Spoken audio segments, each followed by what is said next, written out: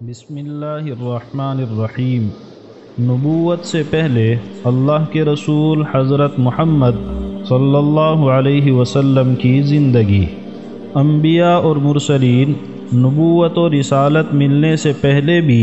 کفر و شرک، بے حیائی، بد کرداری، بد اخلاقی، جھوٹ، فریب جیسے تمام برے اوصاف سے پاک ہوتے ہیں۔ ان کی باتوں میں، ان کے کاموں میں، ان کی نیت اور ارادوں میں کہیں بھی جھوٹ اور خیالی باتوں کا شائبہ نہیں ہوتا۔ اللہ تعالیٰ اپنے انبیاء کو شعر گوئی سے بھی بچاتا ہے، کیونکہ اشعار عموماً یا تو حقیقت سے کوسوں دور ہوتے ہیں یا پھر حقیقت ایسے تخیلات میں چھپ جاتی ہے کہ اس کو الگ کرنا دشوار ہوتا ہے۔ نبوت ملنے سے پہلے وہ اگرچہ نبی اور رسول نہیں ہوتے، مگر اللہ کے ولی اور صدیق ضرور ہوتے ہیں، اور ان کی ولایت ایسی کامل و مکمل ہوتی ہے کہ بڑے سے بڑے ولی اور صدیق کی ولایت کو ان کی ولایت سے وہ جوڑ بھی نہیں ہوتا جو قطرے کو دریا کے ساتھ یا ذرے کو سورج کے ساتھ ہوتا ہے۔ حضرت ابراہیم علیہ السلام کے بارے میں حق تعالی شانہ کا ارشاد ہے، یقیناً ہم نے نبوت سے پہلے ہی ابراہیم کو ان کی شان کے مطابق رشد عطا کیا تھا، اور ہم ان کو اور ان کی استعداد کو خوب جانتے تھے۔ جب ہم نے غور کیا کہ رشد کیا ہے جو ابراہیم علیہ السلام کو ملا، تو قرآن نے ہمیں بتایا کہ رشد کا حاصل یہ ہے کہ اللہ پر ایمان اور اس کی اطاعت و فرمانبرداری انسان کا شوق بن جائے، اور اس کا دل کفر و شرک اور گناہوں سے نفرت کرنے لگے۔ حضرت یوسف علیہ السلام کا تمام واقعہ اور خصوصاً ان کا یہ ارشاد کہ اے میرے پروردگار، جس بات کی طرف یہ عورتیں مجھے بلا رہی ہیں اس کے بدلے تو جیل خانہ مجھے بہت پسند ہے، اگر تو نے ان کا فریب مجھ سے دور نہ کیا تو میں تو ان کی طرف مائل ہو جاؤں گا اور بالکل نادانوں میں جا ملوں گا۔ اور حق تعالی شانہ کا حضرت یحییٰ علیہ السلام کے بارے میں یہ ارشاد کہ ہم نے اسے لڑکپن ہی سے دانائی عطا فرما دی، اور ایسی دوسری آیتیں سب یہی بتاتی ہیں کہ حضرات انبیاء نبوت و بعثت سے پہلے ہی اعلیٰ درجے کے ولی اور صدیق ہوتے ہیں۔ اسی طرح نبی اکرم صلی اللہ علیہ وسلم بھی شروع ہی سے شرک و بت پرستی اور تمام شرکیہ کاموں سے بالکل پاک صاف رہے، جیسا کہ ابن ہشام کی روایت میں ہے کہ اللہ کے رسول صلی اللہ علیہ وسلم اس حال میں جوان ہوئے کہ اللہ تعالیٰ آپ کی حفاظت اور نگرانی فرماتے تھے، اور جاہلیت کی تمام گندگیوں سے آپ کو پاک اور محفوظ رکھتے تھے، اس لیے کہ اللہ تعالیٰ کا ارادہ یہ ہو چکا تھا کہ آپ کو نبوت و رسالت اور ہر قسم کی عزت و کرامت سے سرفراز فرمائیں، یہاں تک کہ آپ مرد کامل ہو گئے اور مروت اور حسن خلق اور حسب و نسب، علم اور بردباری اور راست بازی اور صداقت و امانت میں سب سے بڑھ گئے، اور فحاشی اور بد اخلاقی سے آپ انتہائی دور ہو گئے، یہاں تک کہ آپ امین کے نام سے مشہور ہوئے۔ زید بن حارثہ رضی اللہ عنہ فرماتے ہیں کہ زمانے جاہلیت میں صفا اور مروہ پہاڑی پر اساف اور نائلہ نامی دو بت رکھے ہوئے تھے۔ جب مشرکین بیت اللہ کا طواف کرتے تو ان کو چھوتے تھے۔ ایک دفعہ میں نے آپ کے ساتھ بیت اللہ کا طواف کیا، جب ان بتوں کے پاس سے گزرا تو ان کو چھوا۔ حضرت صلی اللہ علیہ وسلم نے مجھے منع کیا۔ میں نے اپنے دل میں کہا کہ دیکھوں تو صحیح کہ چھونے سے ہوتا کیا ہے، اس لیے دوبارہ ان کو چھوا۔ آپ نے پھر ذرا سختی سے منع فرمایا کہ کیا تم کو منع نہیں کیا تھا؟ زید فرماتے ہیں کہ خدا کی قسم اس کے بعد کبھی کسی بت کو ہاتھ نہیں لگایا، یہاں تک کہ اللہ تعالیٰ نے آپ کو نبوت و رسالت سے سرفراز فرمایا اور آپ پر اپنا کلام اتارا۔ ایک مرتبہ قریش نے آپ کے سامنے کھانا لا کر رکھا۔ اس مجلس میں حضرت عمر بن خطاب رضی اللہ عنہ کے چچا زاد بھائی اور سعید بن زید رضی اللہ عنہ جو ان 10 صحابہ میں سے ہیں جن کے بارے میں اللہ کے رسول صلی اللہ علیہ وسلم نے جنت کی خوشخبری سنائی ہیں، ان کے والد زید بن عمرو بن نفیل بھی تھے۔ نبی اکرم صلی اللہ علیہ وسلم نے اس کے کھانے سے انکار کر دیا۔ اس کے بعد زید نے بھی انکار کیا اور کہا کہ میں بتوں کے نام پر ذبح کیے ہوئے جانور اور بتوں کے چڑھاوے نہیں کھاتا، میں صرف وہی چیز کھاتا ہوں جس پر صرف اللہ کا نام لیا جائے۔ زید بن عمرو بن نفیل قریش سے یہ کہا کرتے تھے کہ بکری کو اللہ ہی نے پیدا کیا ہے اور اللہ ہی نے اس کے لیے گھاس اگایا، پھر تم اس کو اللہ کے علاوہ کسی دوسرے کے نام پر کیوں ذبح کرتے ہو؟ الغرض نبوت و رسالت کا عظیم منصب چونکہ آپ کے لیے مقدر ہو چکا تھا، اس لیے حق جل شانہ نے شروع ہی سے آپ کا دل ایسا پاک صاف بنایا تھا کہ اس میں ہر اس چیز سے نفرت اور بیزاری تھی جو ایک نبی کی شان کے لائق نہیں ہے۔ اسی طرح اللہ نے آپ کو بڑھایا اور جوان کیا۔ جب نبوت کا زمانہ قریب آ پہنچا تو آپ کو نیک اور سچے خواب دکھائی دینے لگے۔ خداوند عالم کا یہ دستور رہا ہے کہ انبیاء کرام کو شروع میں خواب دکھلائے جاتے ہیں، یہاں تک کہ جب سچے خوابوں سے ان کے دل مطمئن ہو جاتے ہیں تب بیداری کی حالت میں ان پر اللہ کی طرف سے وحی نازل ہوتی ہے، جیسے حضرت یوسف علیہ السلام کا خواب قرآن کریم میں بیان کیا گیا ہے۔ حضرت عائشہ صدیقہ رضی اللہ عنہا فرماتی ہیں کہ نبی اکرم صلی اللہ علیہ وسلم پر وحی کی ابتدا سچے خوابوں سے ہوئی۔ جو خواب بھی آپ دیکھتے وہ صبح کی روشنی کی طرح ظاہر ہو کر رہتا تھا، پھر آپ کو تنہائی سے محبت ہو گئی اور غار حرا میں جا کر خلوت فرمانے لگے۔ آپ غار حرا میں تشریف لے جاتے، کھانے پینے کا سامان ساتھ رکھتے اور وہاں رہ کر اعتکاف فرماتے، اللہ کی عبادت اور بندگی کرتے۔ کسی حدیث میں آپ کی عبادت کا طریقہ ذکر نہیں کیا گیا۔ بعض علماء فرماتے ہیں کہ حضرت ابراہیم علیہ السلام اور دوسرے نبیوں کی عبادت کے جو طریقے تھے اور عربوں نے ان میں خرافات داخل کی تھی اس میں غور فرماتے اور دل جس طریقے پر مطمئن ہوتا اس طریقے پر عبادت فرماتے، اور جب توشہ ختم ہو جاتا تو گھر واپس آ کر توشہ لے جاتے اور عبادت میں مشغول رہتے تھے۔ نبوت کا آغاز۔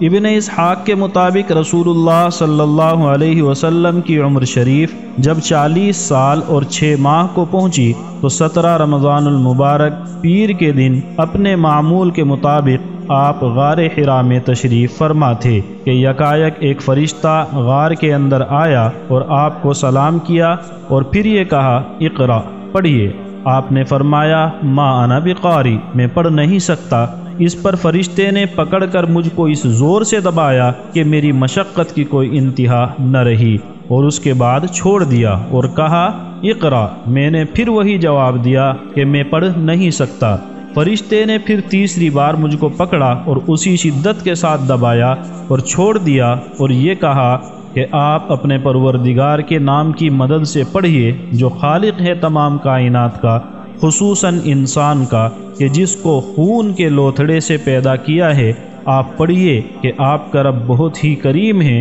جس نے قلم سے علم سکھلایا اور انسان کو وہ چیزیں بتلائیں جن کو وہ نہیں جانتا تھا۔ وحی کی سختی۔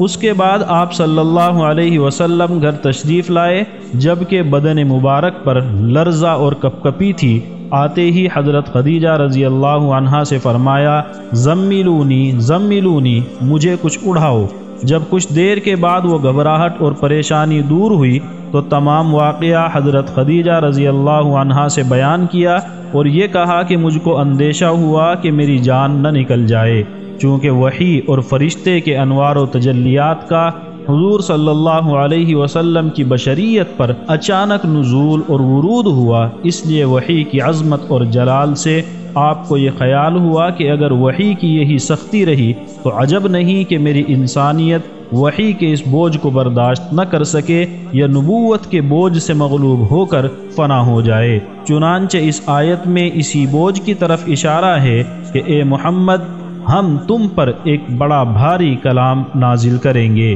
سوار ہونے کی حالت میں اگر وحی نازل ہو جاتی تو وہ اونٹنی جس پر آپ سوار ہوتے وحی کے بوجھ کی وجہ سے مجبوراً بیٹھ جاتی تھی۔ زید بن ثابت رضی اللہ عنہ فرماتے ہیں ایک مرتبہ آپ کی ران میری ران پر تھی کہ وحی نازل ہو گئی۔ اس وقت آپ کی ران اس قدر ثقیل اور وزنی معلوم ہوئی کہ ڈر تھا کہ میری ران چور چور ہو جائے گی۔ ایک معمولی چیز اگر طبیعت کے خلاف پیش آ جائے تو انسان پریشان ہو جاتا ہے، پھر اگر ایسا عظیم الشان واقعہ پیش آئے جو وہم و گمان سے بھی بڑھ کر ہو، اس واقعے سے گھبرا جانا کوئی بڑی بات نہیں۔ موسیٰ علیہ السلام کو جب حق جل شانہ کی طرف سے عصا یعنی ان کی خاص لاٹھی کا معجزہ عطا ہوا اور حکم ہوا کہ اے موسیٰ اپنا عصا زمین پر ڈال دو، پھر جب انہوں نے دیکھا کہ وہ تو سانپ بن کر چلنے لگا تو موسیٰ علیہ السلام ڈر کر اس قدر بھاگے کہ منہ موڑ کر بھی نہ دیکھا۔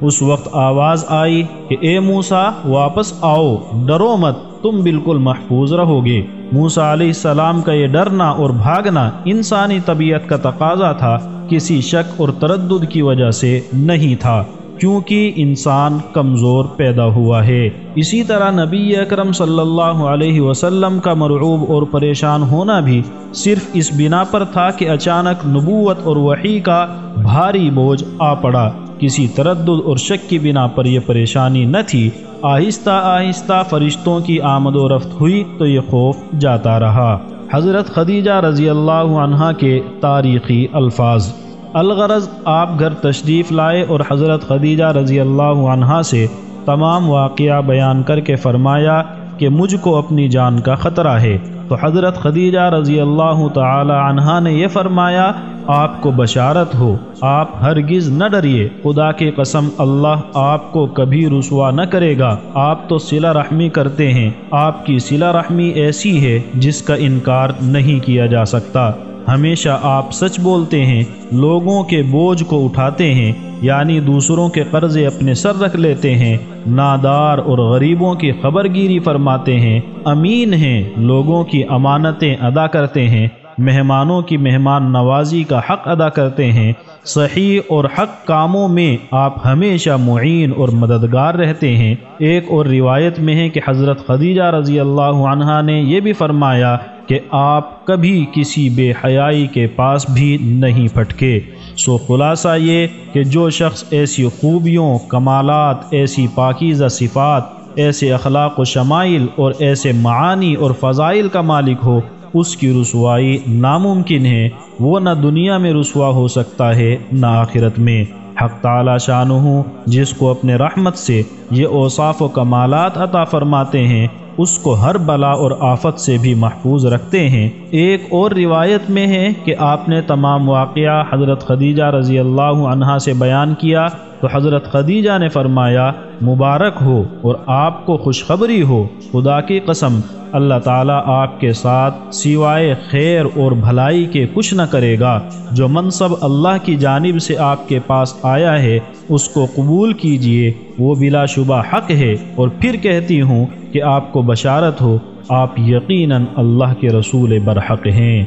ورقہ بن نوفل کی طرف سے نبوت کی بشارت۔ اس کے بعد خدیجہ رضی اللہ عنہا تنہا اپنے چچا زاد بھائی ورقہ بن نوفل کے پاس گئی، جو تورات و انجیل کے بڑے عالم تھے اور سریانی زبان سے عربی زبان میں انجیل کا ترجمہ کرتے تھے، اور زمانے جاہلیت میں بت پرستی سے بیزار ہو کر نصرانی بن گئے تھے، اور اس وقت بہت بوڑھے اور نابینا ہو چکے تھے۔ ان سے یہ تمام واقعہ بیان کیا۔ ورقہ نے سن کر یہ کہا کہ اگر تو سچ کہتی ہے تو یقیناً ان کے پاس وہی فرشتہ آتا ہے جو عیسیٰ علیہ السلام کے پاس آتا تھا۔ اس کے بعد حضرت خدیجہ رضی اللہ عنہا آپ کو ساتھ لے کر ورقہ کے پاس گئیں۔ ورقہ نے آپ کا حال سننے کے بعد آپ کو نبوت کی خوشخبری سنائی اور کہنے لگے کہ کاش میں تمہاری نبوت کے زمانے میں توانا اور تندرست ہوتا، جب کہ تمہاری قوم تم کو وطن سے نکالے گی،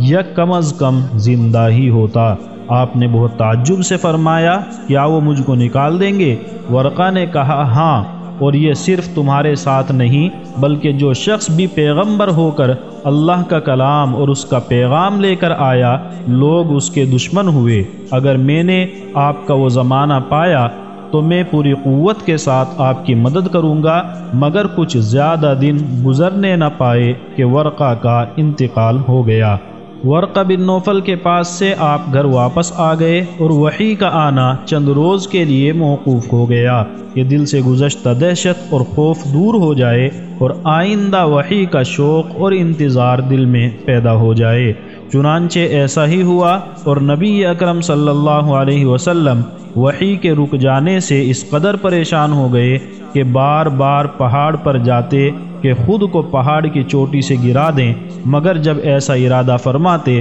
تو فوراً جبرائیل امین سامنے آ جاتے اور فرماتے کہ محمد آپ یقیناً اللہ کے برحق رسول ہیں۔ یہ سن کر آپ کا دل مطمئن ہو جاتا۔